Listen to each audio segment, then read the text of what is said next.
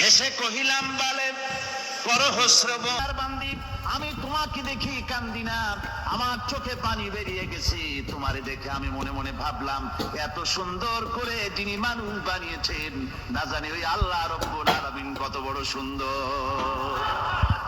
আমার ভাইরা, সুতরাং চোখ থাকতে ওরা আল্লাহ রাব্বুল আলামিনের কুদরত ওরা দেখে নাই, কান থাকতে কোরআনের আওয়াজ ওদের কানের মধ্যে ঢোকে নাই, বিবেক থাকতে আল্লাহর দ্বীনকে বুঝতে পারে নাই, চিন্তা করতে পারে নাই।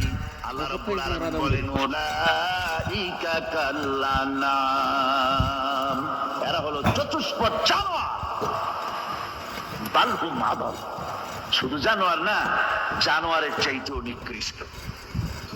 এমনই জানোয়ার, আল্লাহ বলেন শুধু জানোয়ার না, জানোয়ারের মতো শুধু খায় জনমের মতো।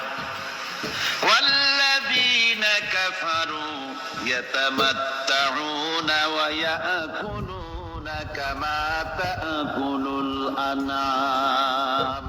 এই কাফেরগুলির কাম শুধু ফুর্তি করা, গান বাজনা, নাটক, গল্প, এই সব কাজ তাদের। নামাজ নাই, রোজা নাই, আল্লাহর চিন্তা নাই, তাহাজ্জুদ নাই, পরহেজগারি নাই, শুধু গান আর নাচ।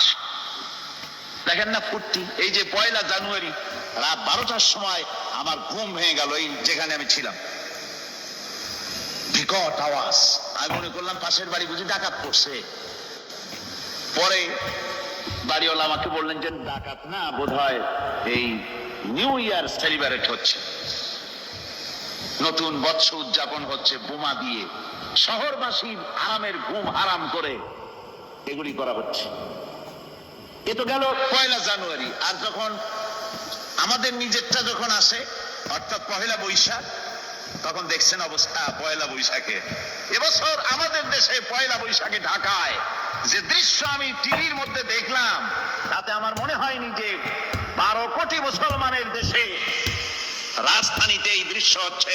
আমার মনে হচ্ছিল এটা বুঝি কলকাতা অথবা অন্য কোনো শহর হবে। আমি দেখলাম সমস্ত যুবক যুবতী, নারী পুরুষ, বিভিন্ন বয়সের লোক সব একসঙ্গে রাস্তায় নেমেছে, নাচতেছে। তার মধ্যে বুদ্ধিজীবী আছে, শিক্ষিত লোক আছে, সমানে নাচতেছে।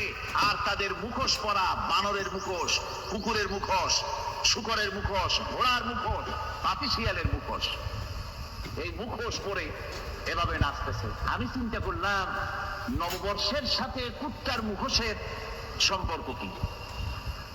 নববর্ষের সাথে পাপী শ্রীগালের মুখোশের সম্পর্ক কি?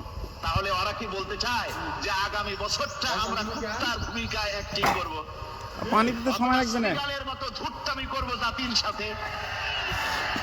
পানি দিতে সময় লাগবে না, খালি তোরা দেখলে সকাল বেলায় যুবক যুবতী 1 বৈশাখ